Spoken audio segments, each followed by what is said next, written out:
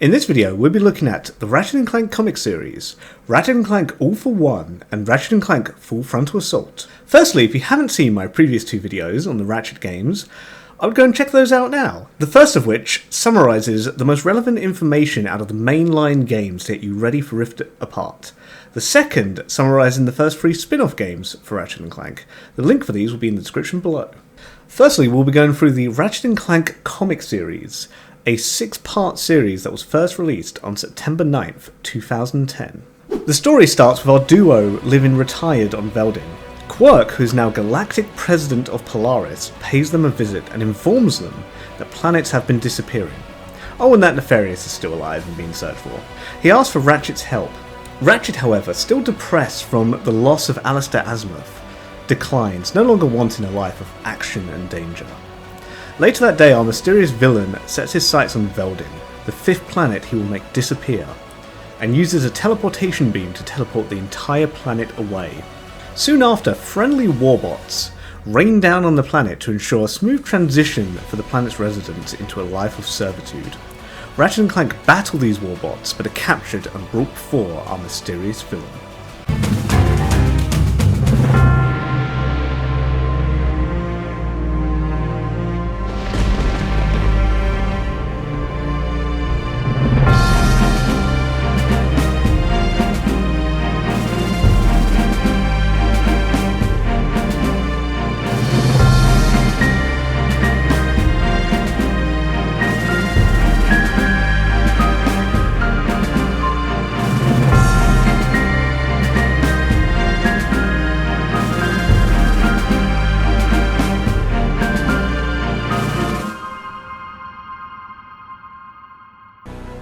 Our villain is revealed to be President Artemis Zonk, who appears to be teleporting planets to create his own galaxy, the Artemis Galaxy, where he will presumably rule.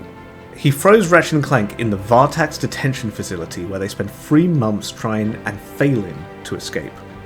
One morning in the mess hall, Ratchet gets into a fight with another inmate, or General Glam. As a result of their fighting, the two are sentenced to death by airlock. On the way, however, Glam confides to Ratchet that this was all part of his plan, and that he has men working on the inside to free them. These men on the inside turn out to be none other than Kronk and Zephyr, who save Ratchet and Glam. Meanwhile, Clank reverses the polarity on Ratchet's Omni-Wrench and uses it to escape. The two reunite, however Glam stays behind to allow them to escape, telling Ratchet that he is their best hope for fixing this mess. Rest in peace, General Glam. Rest in peace. 10 months prior to these events, Captain Quirk meets Minister Artemis Zonk, a kind man who does his best for the galaxy. He asks Quirk for help. He has acquired a Soranox comet shard, something that the Lombaxes use to create their Dimensionators. He has worked out how to use it to teleport planets away in the event of a galactic disaster, and is working on Project Helios, an artificial sun to sustain those planets. You remember how Quirk was responsible for creating Nefarious? Yeah, well, it happened again. Quirk, with a little push, takes the spotlight from Zonk and becomes the new galactic president, then put in an order to shut down all of Zonk's work, leaving him with nothing. Zonk seemed to be a pretty good guy until Quirk met with him. I wonder what Nefarious would have been like if Quirk had never met him in school. In present day, Ratchet returns to the Nundak asteroid ring and reunites with Tawin, Sasha and Quirk. Zonk then teleports Zeldin, Ratchet's home planet, holding it hostage somewhere in the galaxy where all life will die, due to it not having a sun to heat its surface, unless Ratchet turns himself in. After discussing what they can do to save Veldin, and not sacrifice Ratchet, Quirk comes up with an idea. Ratchet and Clank board Vog's ship, with only their wrench, and are brought before the President himself. After Vog doesn't hold up his end of the deal, Clank releases a hidden bomb, and the two use the chaos caused by the explosion to escape and look for the shard. Tawin, Sasha and the others use the chaos to attack Vog's ship and give Ratchet time to find the shard. But once Ratchet finds it, he goes against the plan and tries to activate the machine to save Veldin from its frozen fate. However, the machine is destroyed before it can be activated, and Tawin crashes into Vog's ship to try and save Ratchet. Ratchet snatches the shard, but is separated from Talon, who is trapped with Vogue and his warbots. Ratchet and Clank take a transport orb off the ship, landing on a frozen Veldin.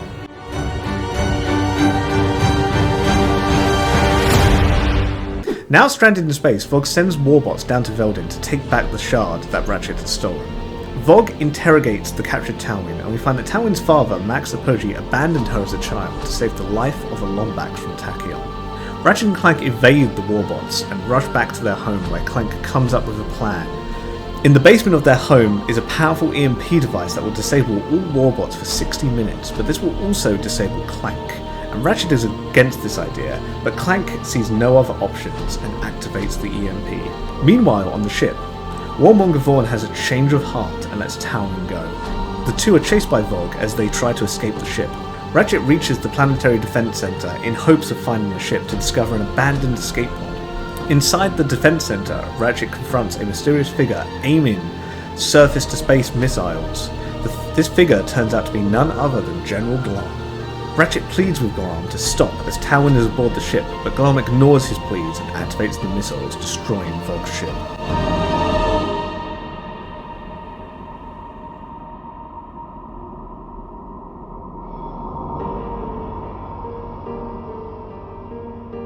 Sasha collects Ratchet from planet Veldin, where he is still grieving over the loss of Talon. He laments over how he felt guilty over leaving her when he didn't want to continue his dangerous lifestyle anymore.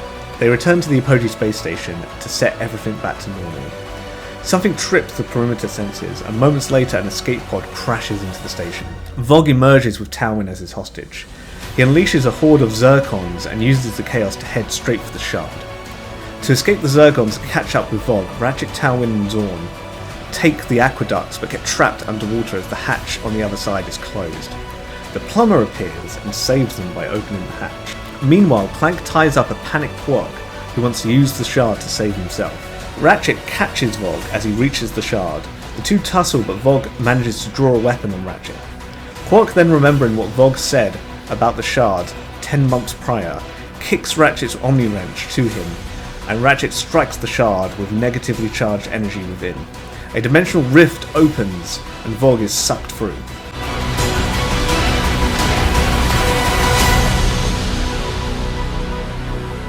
Two weeks later, everything is back to normal, and Quark has once again claimed credit for ridding the galaxy of Vogue. Ratchet wants to help Talwyn rebuild her station, and as for Vogue, well, he gets to share a space rock with Tachyon. The most famous names in the galaxy are going to have to survive each other. Let me go, you half-wit! I'm trying! Maybe if I just...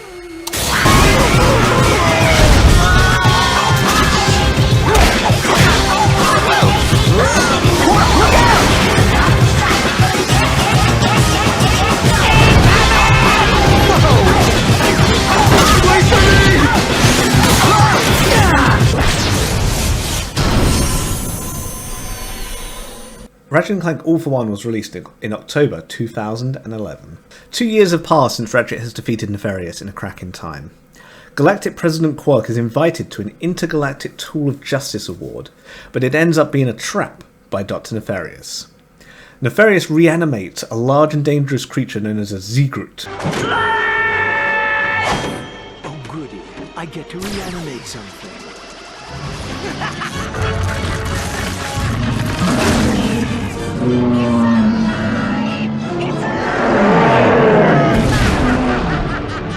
However, this creature attacks Nefarious, and Lawrence runs off, resigning. Help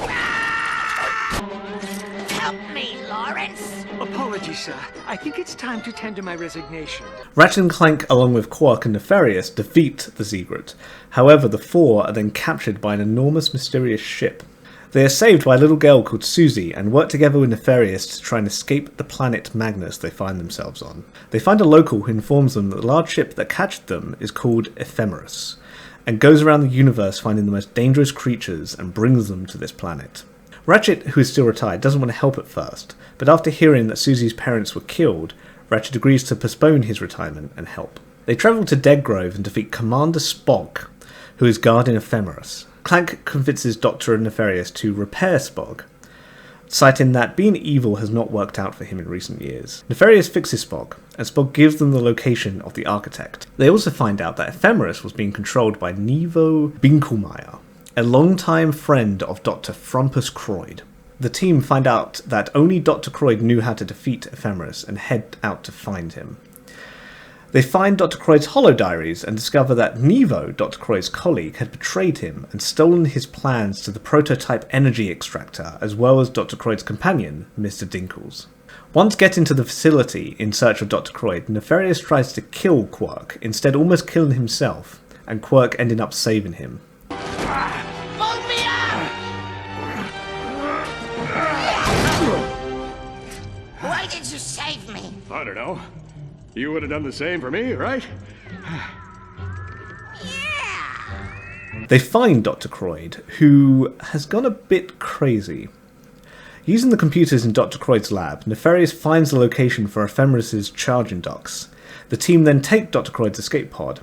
However, on the way they are attacked by Ephemeris and crash land in the Polar Sea. Nefarious and Quark have a moment reminiscing about their school life, when the plumber appears and helps out by fixing a railway station they found broken. Martin, I was such a... Moron? I was gonna say Adonis, but if you want to be a jerk about it... I'm sorry, too. You should know that even as I was wishing the Blarg would tear you apart limb from limb so I could river dance around your smoldering, squishy carcass, I still considered you a friend. An intergalactic Tool of Justice award. If you fellas are done, I'm gonna need that wrench back. The team confront Nevo, but find out that Nevo is not in control of Ephemeris. The actual person behind Ephemeris is Mr. Dinkles, who was possessed by a Toronax spirit, which looks very much like a Never. Nevo. You didn't tell me you were expecting guests. Nevo actually tried to stop Mr. Dinkles, but Mr. Dinkles captured Nevo and made Nevo his pet. Mr. Dinkles planned on using creatures Ephemeris had collected as vessels for Toronax spirits so that they could destroy the universe. Nevo rebels against Mr. Dinkles, who turns on the machine which allows him to change vessel into the body of a ferocious creature. After defeating the creature, his spirit is extracted and tries to enter Quark's body, but Nefarious steps in and slaps it away. Kronk and Zephyr and Lawrence arrive on the planet, Lawrence asking to return to Nefarious' employ.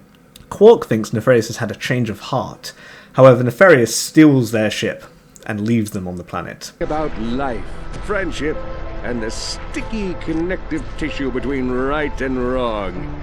So I'm afraid Dr. Nefarious isn't going to do anything but steal our ship!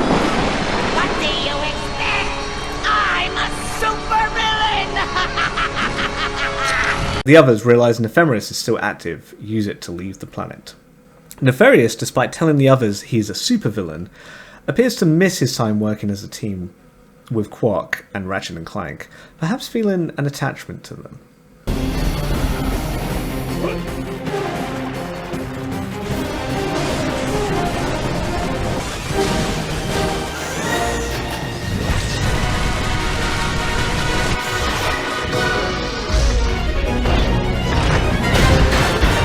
Ratchet and Clank Full Frontal Assault was released in 2012.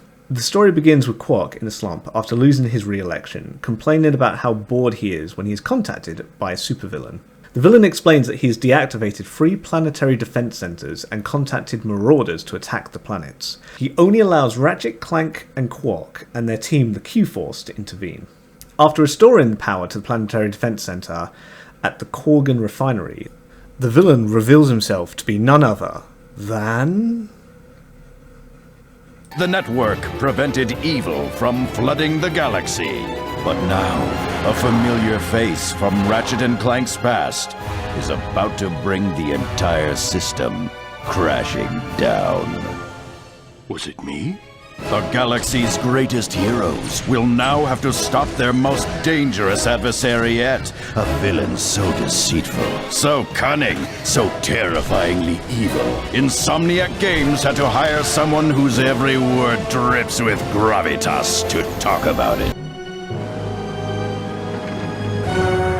Stuart Zurgo. He was a fan of Quark and wanted to be just like him. But then he saw scandal after scandal and the galaxy forgiven him time after time again, and he couldn't stand it. He'd been let down by Quark so many times. Damn, Quark really has a habit of making villains, right? They restore the other two defense centers before meeting the plumber, who doesn't remember being on the ship. They realize that Stewart had pretended to be the plumber and headed back to the ship only to find it had been hacked. Stewart then pretends to be Quark, sending a threat to the Galactic Rangers. The Q-Force then manage to pinpoint Stewart's location. They confront Stewart and defeat him. Pretty cool, huh? Yeah, I built this bad boy back when I was gullible enough to idolize you. How fitting that it should be used to vanquish you! Stewart! Where are you? Your macaroni and cheese is getting cold! Mom! I'm in the middle of something! Sheesh! As I was saying, it's time to die! And as they walk off, Quark throws Stewart over the edge by accident. Does this remind you of anything? And there you have it. That is the summary for the Ratchet and Clank comic series, Ratchet and Clank All for One and Ratchet and Clank Full Frontal Assault. I hope you enjoyed this video. Please give it a like if you enjoyed it. Please consider hitting that subscribe button. This has been That's Stephen Rich, and I will see you in the next one. Yeah, what's up, people? It's Party Gears! Are you feeling me, robots? I'm feeling you. I see the future, and what do I see? Robots going crazy across the galaxy.